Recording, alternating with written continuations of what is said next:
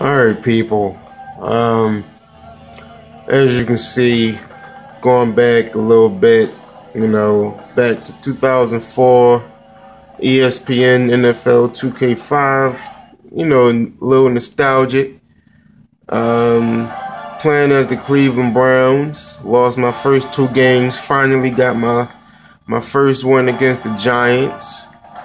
Um, but this is just something that something that Madden is still missing, a weekly wrap up, and this is full in depth that was done in 2004. So imagine what they can do, what 2K can do when they get the NFL license back to make, I don't know, NFL 2K16, something like that. If they can do something like this in 2004, what Madden still hasn't done. I mean, I'm not going to knock Madden now. Like, Madden 15 for the next gen is good. It's a good game, They finally incorporated a halftime show, which is alright. I mean, it's not that in depth like it is on here, but it is good. I mean, but this weekly wrap up, man, it's just amazing. It's injury report. You know what? I'm gonna just get into it, man. Without further ado, this is my weekly wrap up. You know what I'm saying? Of week 3. Let's go.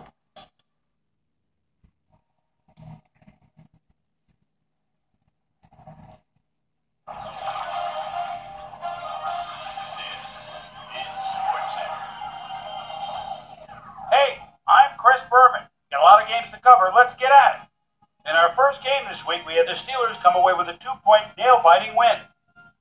We had a big injury in this one, and Trey has the lowdown for it. Trey? All right, Chris, thanks.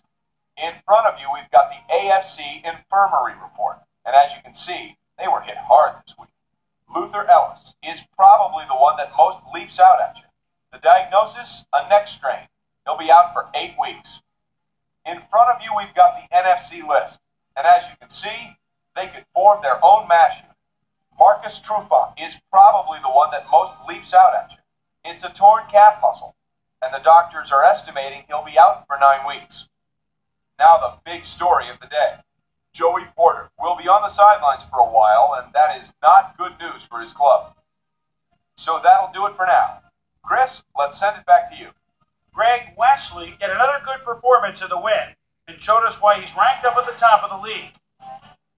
Rich Loose Gannon threw for 2 touchdowns and helped his Raiders beat the Buccaneers. In a long-standing NFC rivalry, we had the Vikings pick up win number 2. Browns, Giants. Number 2. Anthony Henry was in the right place at the right time, as his interception was a possible momentum shifter. The Browns go on to win this by the final score of 26-0.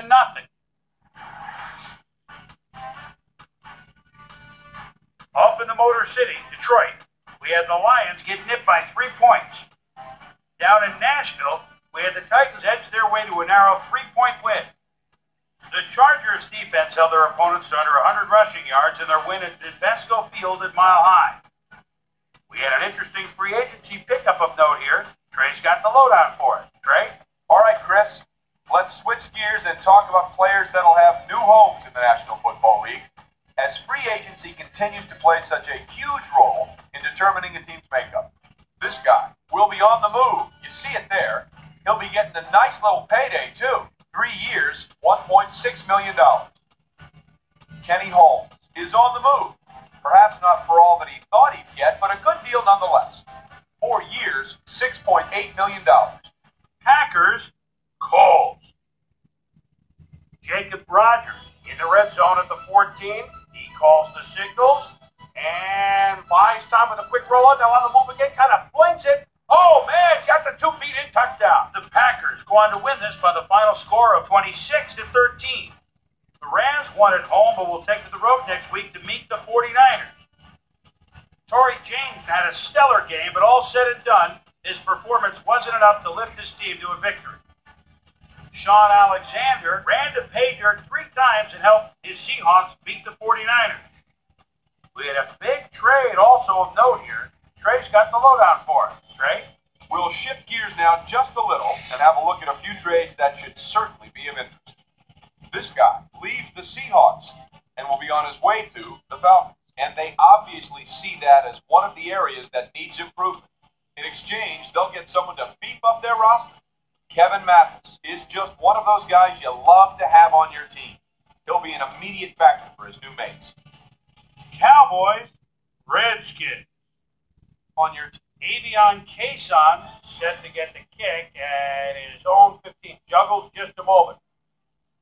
Jumps outside, gets a block downfield by the midfield stripe, and you know he's got jets.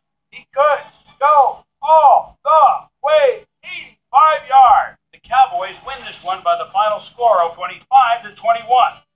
And last but not least, we had the Cardinals come away victorious.